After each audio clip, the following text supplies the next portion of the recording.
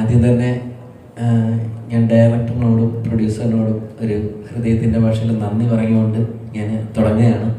കാരണം ചെറിയ ഒരു മൊബൈൽ സ്ക്രീനിൽ കൊള്ളുന്ന രീതിയിലൊരു വീഡിയോ ചെയ്ത് നിൽക്കുന്ന എന്നെയും അമീനെയും സനീഷിനെയും പോലെയുള്ള വ്യക്തികളെയൊക്കെ ഇതുപോലുള്ള വലിയ കഥാപാത്രങ്ങളെ വിശ്വസിച്ച് ഏൽപ്പിക്കാൻ അവർ കാണിച്ചൊരു മനസ്സ്, അതിനാണ് ഞാൻ ആദ്യം നന്ദി പറഞ്ഞത്. കാരണം പലർക്കും ഇങ്ങനെ ഒരു ഡൗട്ടുണ്ട്, ഇതുപോലെ റീൽസൊക്കെ ചെയ്യുന്നത്. നമ്മൾ റീൽസിൻ്റെ മീറ്റർ ആയാലും ഇപ്പോൾ സ്റ്റേജ് ഷോയിൽ കാണിക്കുന്ന മീറ്റർ ആണെങ്കിലും സിനിമയിലുള്ള മീറ്റർ ആണെങ്കിലും എല്ലാം പലതാണ് ആക്ടിങ്ങിൻ്റെ.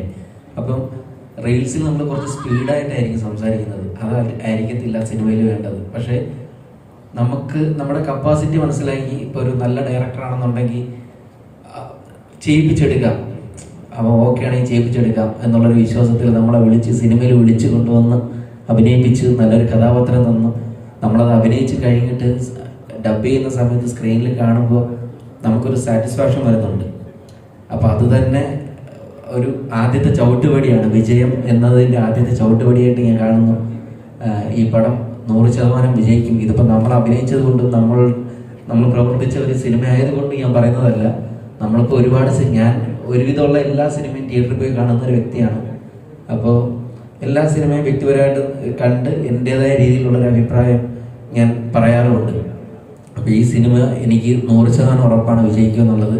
നിങ്ങളെല്ലാവരും കാരണം സപ്പോർട്ട് ചെയ്യണം. കാരണം ഒരുപാട് പുതുമുഖങ്ങളുണ്ട് ഈ സിനിമയിൽ.